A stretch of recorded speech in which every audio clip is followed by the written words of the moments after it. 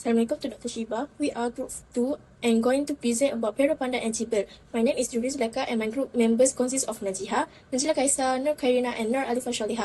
Now, let's start with Payroll Panda first by create a company in Payroll Panda. So we have to fill the company detail. So the first step is log in the Payroll Panda account and go to the setting menu. Then click on company setting to enter the details of the company.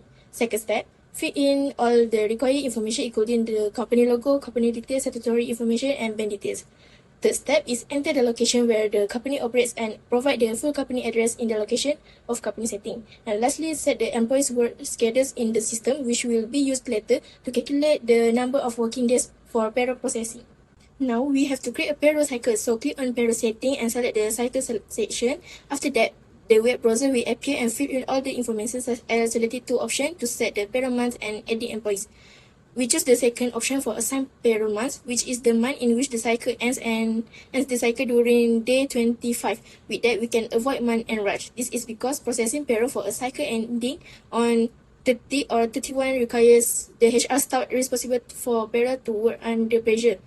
Additionally, operation practically for variable pay. A cut off earlier than the end of the month ensure that the things like overtime and allowances can be accurately calculated without hurry. Thus, ending the payroll cycle on 25 enable Cafe Gyeoul Sendiri Berhad to ensure timely, accurate and efficient payroll processing.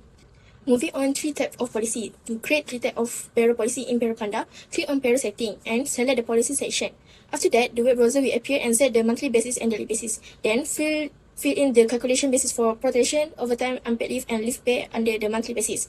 So the first policy is to use calendar days to calculate salary protection, which is the calculation of an employee's salary for a portion of a pay period rather than a full payroll cycle or month. This calculation is to ensure payroll accuracy and fairness by aligning salary with actual working days. The second policy is the overtime base rate that use fixed day to calculate overtime. The overtime base rate is calculated by converting the monthly wage into an hourly rate based on 26 working days and 8 hours. When determining overtime salary, this approach ensures equality, fairness, and compliance to the Employment Act 1955. The third policy is that unpaid leave day are calculated based on calendar day, which is the employee salary deducted according to the actual number of unpaid leave day taken within the payroll cycle. So the daily salary rate for an employee who takes unpaid leave is first calculated by dividing the monthly salary by total numbers of days in the month.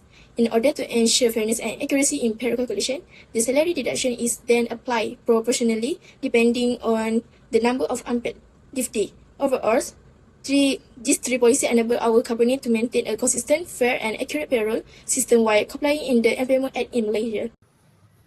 Hi, my name is Alifa and today I am going to showcase to you on how to add employee in Payroll Panda and tells every different types of employee that we have here. So let's start it. The first type of employee that I'm going to showcase is the monthly wages employee. So here, the monthly wages employee are going to be different in here. Employment. In employment, when you choose monthly, you're going to put the wages based on the month that he serviced. Like he will get how much per month. Not by day, not by hour, but by month. So every month he receives fixed basic salary. Put only basic salary here. Okay? So as the worker status, well, we're going to say normal. Next is hourly wages type of employee. You're going to be same. We're going to choose the same one. Pick the employment, choose the rates of hourly, and put the basic salary. The base salary is per hour. Okay? Say 12 ringgit per hour. And then we're going to choose part-time. Yes. Next, we will go to the daily wages. So the information field are going to be the same. The differences is in the employment section. The rates we're going to choose is per daily. Then add the amount of the salary is per daily. If she earned, let's say, 80 ringgit per daily, you can put there. Also, the work status. So the work status is usually part-time for daily. And so other the statutory information will be automatically selected. After that is employee without EI contribution. So please be noted that the employee who are 61 years old and above are not mandatory contributed to EIS or EPF. So let's say, see on this employee. This employee was born in 1965. So right now, he said should be 61 years old. Okay, let's see. On this employment. See, the EIS will automatically be inactive. So the successor injury would be different. Employment injury scheme. Okay, let's try to change it. See? EIS button will be automatically activated, and the social injury scheme also will be different automatically. How about the EPF rates? EPF rates also will be different for the employee who are above 61 years old, since they are not mandatory. Look at this. Here you can look at this. This employee is born in 1965, so right now he must be 61 years old. Let's see on the employment list. See, the EPF contribution for employee is 0%. Only the employee are the one who need to be contribute, which is 4%. Let's see if we change it back. If we change it into 1966, let's see on the employment. See, it's totally going to be different. EIS will be automatically activated. The EPF, the employee contributions rate will be different. So let's change back.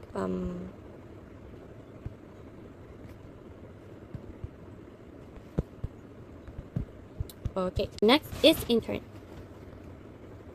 When you want to add employees who are intern, who have the status intern, you're just going to fill in every details of her or him.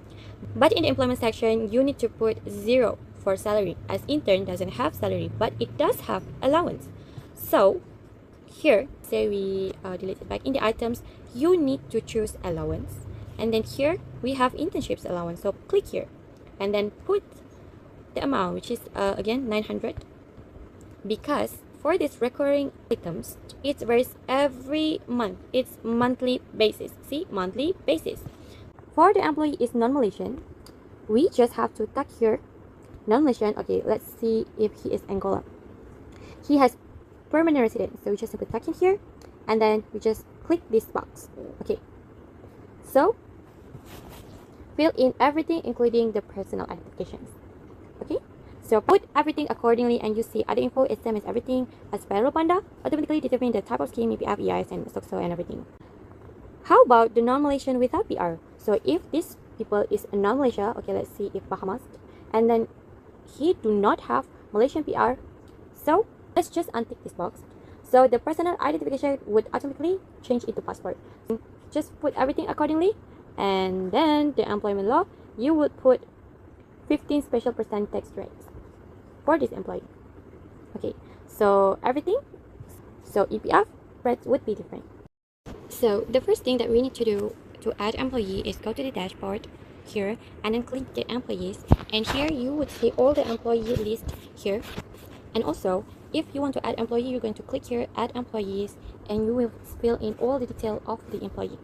Like there you could see full name, nationality, personal identification, date of birth, all of this detail. And then this one is very important. This one is for dependent children. If the employee have dependent children, we need to record it, whether it's under 18 or 18 above, and the ability status, so that it will be calculated during PCB. So that during the PCB calculation, we're going to see whether there is a tax relief for the child. So if we want to add employee more than 2, it will be hassle if we add one by one manually. So we can go for bulk option and click the upload employees. Here you're going to download the sheets.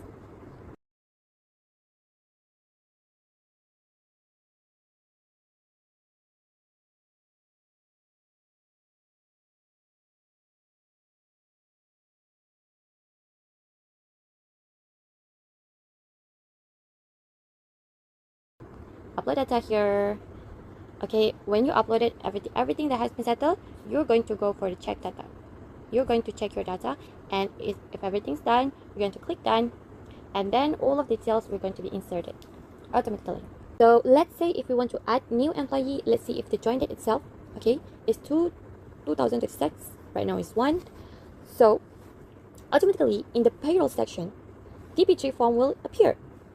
We need to download to enter the previous employment data from previous workplace. This one. Then save. And also CP22 form.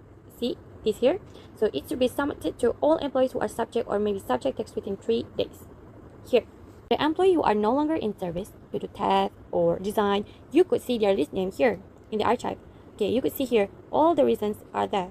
But how you need to do that? Let's say you want to archive your employee, you just go to this button and then click. This one is archive employees. So the reason would be terminated, sometimes redundant, resigned, retired, or left Malaysia, or deceased, or others. So this one is salary proration, whether you want to cut the salaries into the last day that they work or not. Some companies are kind, but some are not. So this you need to fill in the last day of their work. So let's see back in the archive. After that, there are forms that they are required to download and fill in, which is our CP22 forms. CP forms, it can be obtained by clicking the employee profile, go to the forms, and here it is, CP22A forms. Look at this data. It should be submitted to LHDN based on certain condition, and this one died. Here. Next, if the employee is a living country, the procedure is exactly as same as before. So in the column reason, we need to choose left Malaysia. So the forms that are required is here, which is CP21 form, which is they need to submit it to LHDN not less than 30 before departure. So this one is important for the tax clearance, so that if they want to go to apply for visa or to during the departure, there will be no problem. They're not going to be attained because the unsettled tax. Also, it's not just CP21 form. Also, you need to download PCB2 form, which is here.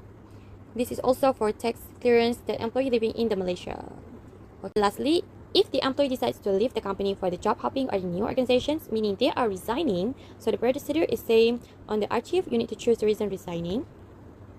For the forms that they need to download to fill in each is CP22A forms here, because it needs to be submitted if the employee is leaving the company. And also for the TP3 form for a leaver, so that if they go to the new company, they are not required to fill in again.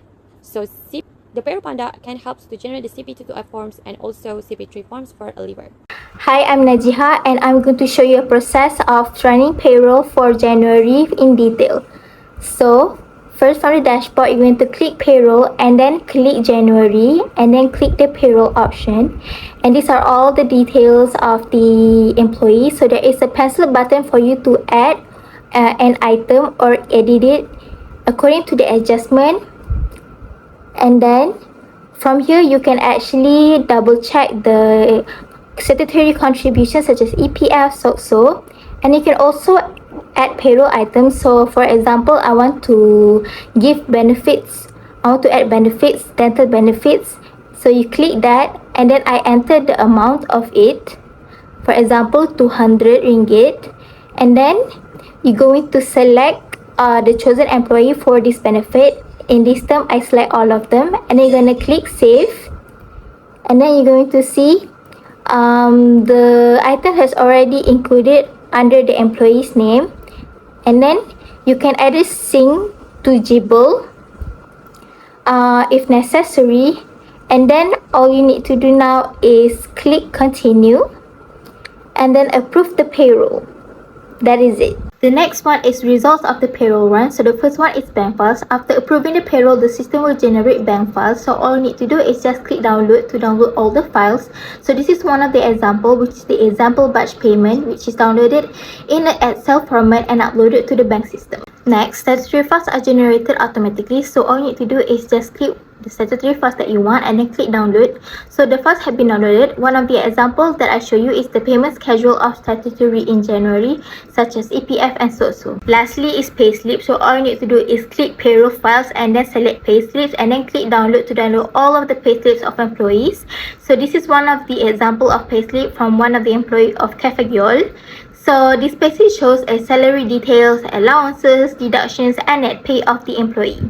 Next, I'm going to add different payroll item for at least one employee in a payroll run. So the situation is the employee received a birthday allowance in January. So to add this, I click the pencil icon just like I showed in the question A.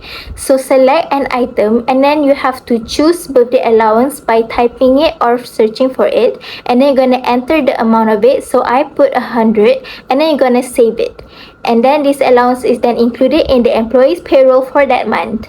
Now I'm going to describe the differences between adding payroll items in Employee tab and in the Payroll tab. So for the first aspect, which is selection, in the Employee tab, payroll items are added to one specific employee only, whereas in the Payroll tab, payroll items can be applied company-wide or to employees within one payroll period. Next, in terms of frequency, payroll items added in the Employee tab are usually recurring and applied monthly. In contrast, items added in the Payroll tab are usually one-time items for that specific month only. The third aspect is focus. The Employee tab focuses focuses on fixed payroll items such as regular allowances or deductions. Meanwhile, Payroll tab focuses on adjustments like bonuses or special allowance.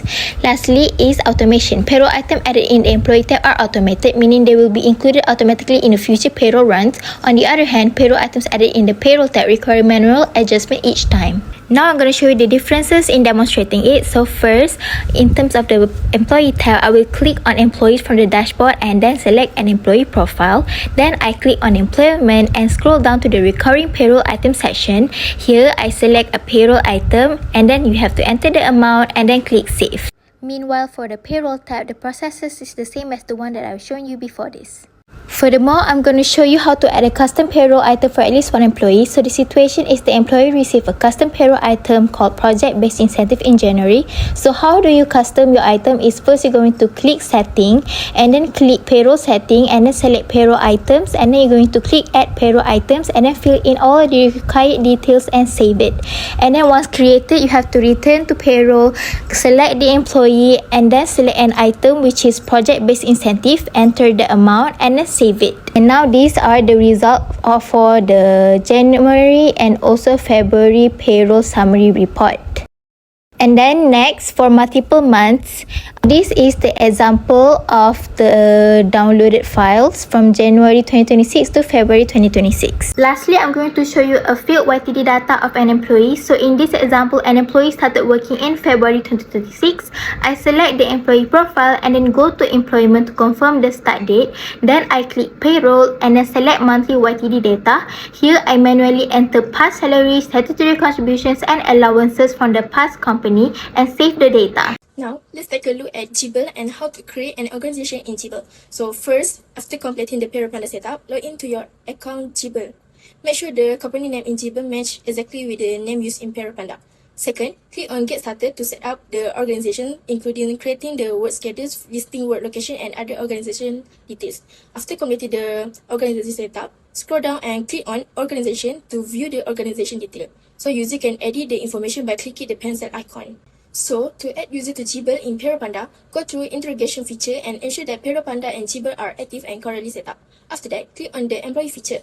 On the left side, select the checkbox to choose all employees. Once all employees are selected, go to the right side and click the Add to Jibble button. Once the Add to the Jibble button is clicked, a pop-up message box will appear. So choose the option to send email invitation and click confirm. As a result, all employees' data in Payroll Panda will be successfully integrated into Jibble. Now from employee view. So employees will receive an invitation from the owner through the email. So they should click join now in the email to accept the invitation and create their Jibble account. Employees sign up their Jibble account and set their own password. After that, they must accept Jibble terms and conditions and click join the organization to complete the process. So the employee has successfully logged into their Jibble account. Now I will show simulation for time tracking rules. Firstly, go to time tracking option and scroll down to time tracking rules. Select a box that require verification by face recognition. It verifies employee identity during clock in and clock out using facial recognition. For require location per time entry, select a box that show require location with time entry. It record location data for audit and compliance purpose. Third, require live location rules when clock in. Click enable live location tracking, then click the save icon. Lastly, require screenshot. Click require screenshot capturing, then click the save icon. It provides visual evidence of work performed. For leave management public holiday, add time off and holiday option, choose holiday, and click add new calendar. Fill in calendar name, tick import from calendar and choose country and city, then click save. So this is the two calendar that have been added. Now assign those calendar to different people. Go to people section, choose one employee, then click edit, scroll down to holiday calendar and change to Kuala Lumpur, then click save. Then we can see that the calendar has been changed. Then we move on to paid and unpaid leave section. First, create an annual leave policy. Go to time off holiday option and choose time off policy. Click add time off policy, Name the policy as annual leave and choose employee. Choose paid for compensation, set accrual as annually, and custom for 1st January. Then choose appropriate total days based on their employment service. Then click the save icons. The policy will be shown like this. Annual leave 1 is for employees who have employment service more than 5 years. According to the Employment Act, they are entitled for 16 days per year. Second, create a medical leave policy. On the same page, click at time of policy again. Name the policy as medical leave and choose employees. Choose paid for compensation, set accrual as annually, and custom for 1st January. Choose appropriate total days based on their employment services. Then click the save icon. The policy will be shown like this. Medical leave 1 is for employees who have employment service more than 5 years. According to the Employment Act, they are entitled for 22 days per year. Third, create a hospitalization leave policy. On the same page, click at time of policy again, name the policy as hospitalization leave, and choose employees. Choose paid for compensation, set accrual as annually, and custom for 1st January. Choose appropriate total days that they are entitled, then click the save icon. The policy will be shown like this. Lastly, create an unpaid leave policy. On the same page, click at time of policy again, name the policy as unpaid leave and choose employees. Choose unpaid for compensation, set unit as day, then click the save icon. The policy will be shown like this. Next, I will provide a tutorial for using the two platforms Payroll Panda and Jibble to show how they work in tracking attendance, managing payroll, and simplifying HR process. The first question is explain how to sync employee from Payroll Panda to Jibble. In Payroll Panda, go to the integration feature and ensure that Payroll and Jibble are active and correctly set up. After that, click on Employee feature. On the left side, select the checkbox to choose all employees. Once all employees are selected, go to the right side and click Add to Jibble button. Once the Add to Jibble button is clicked, a pop-up message box will appear. Choose the option to send email invitation and click Confirm. As a result, all employees' data in the Payroll Panda will be successfully integrated into Jibble. The second question is show in one payroll overtime coming in from Jibble. To add overtime in Jibble, go to the timesheet frame. User will be able to view the list of employees along with the day from Monday to Sunday. Go to the employee's name, choose the specific day on which he or she worked overtime, then click the plus button to add overtime. Once the plus button is clicked, a pop-up box will appear allowing user to add manual time entry. For instance, if an employee complete 2 hours and 30 minutes of overtime, the total recorded time should be 10 hours and 30 minutes based on a standard 8-hour workday. User may also select the relevant date and activity before clicking Save. The overtime entry will be displayed beside the employee's name. Next, go to the Payroll Panda and navigate to the Payroll Freight feature. Select the month in which the employee performed overtime. After that, click the Sync button at the top. A pop-up box labeled Jibble will appear. Select it to continue the synchronization process. Once the synchronization is complete, the overtime information will appear below the relevant employee's name. User may click pencil icon to view further details of the overtime required. A pop-up box will appear allowing user to view the overtime status and edit payroll items. The overtime pay 1.5 times is automatically calculated by multiplying the employee's overtime rate by the number of hours worked. For instance, if the overtime rate is Rm 36 ringgit 92 cent and the employee worked for 2.5 hours, the total overtime pay will be Rm 92 ringgit 30 cent. This amount is shown under the amount column. Once the information is correct, click Save. The third question is show that unpaid leave was taken. Firstly, to view unpaid leave was taken, go to the time off feature in Jibble. On the top right side, click the Add Time Off button. After clicking the button, the Add Time Off pop-up box will appear. Users are required to fill in necessary information such as the employee's name, leave policy, and the number of days taken for unpaid leave. After completing the details, click Save. Once Save is clicked, the unpaid leave request status will be displayed. User must approve the request before it is finalized. Once the request is confirmed, access Payroll Panda and go to the payroll session. Click the month during which the employee took unpaid leave. After that, click the Sync button at the top. A pop-up box labeled Jibble will appear. Select it to continue the synchronization process. Once the synchronization is complete, the unpaid leave information will appear below the relevant employee's name. User may click the pencil icon to view further details of the unpaid leave record. A pop-up box will appear, allowing user to view the unpaid leave. Unpaid leave is updated automatically in the system. For instance, when an employee takes 2 days of unpaid leave, the basic salary will be adjusted and deducted accordingly. Next question is show that leave was taken. To view the leave taken, go to the time off feature and click overview. All information regarding employee time off will be displayed. After that, below the overview button, there are buttons where user can choose the time range of leave required to display. For example, leave for the current year. User can also choose the status of the leave such as pending or approved. Then, the leave status of employees will appear for the selected time range such as this year. All types of leave will be displayed. The last question is explain how employees can view their payslip. To view employee payslip, go to Payroll Panda and navigate to the Payroll section. Select the month that you want to view. After that, payroll information for all employees will be displayed. Click the Continue button at the top right corner to view detailed payroll information for the selected month. Once the Continue button is clicked, the payroll details for the selected month will appear. The payroll status must be approved before proceeding. After that, the payslip can be sent to employees. Click the checkbox label Publish Payslip to. A pop-up box showing that Jibble will appear and click on it. The payslip information will be published to Jibble. Once the payslip are published to Jibble, go to the employee account to view the payslip. Go to the employee account and click the orange text label View Payslip. After that, employees can then choose the desired month to display their payslip. Once employee choose the desired month, the corresponding payslip will be displayed. The payslip will be available in PDF format. So, in conclusion, by using Payroll Panda and Jibble, organization can achieve a fully integrated HR and payroll solution that can improve efficiency, accuracy, and compliance. Payroll Panda automates salary calculation, deduction, and statutory contribution and tax reporting, where all of these are approved by Lembaga Hasil Negeri (LHDN), giving organization confidence that payroll meets Malaysian legal requirement. Not only that, Jibble also help organization to track employee attendance, working hours, and leave such as unpaid leave, medical leave, and annual leave. This information will sync directly with Payroll Panda for seamless payroll processing.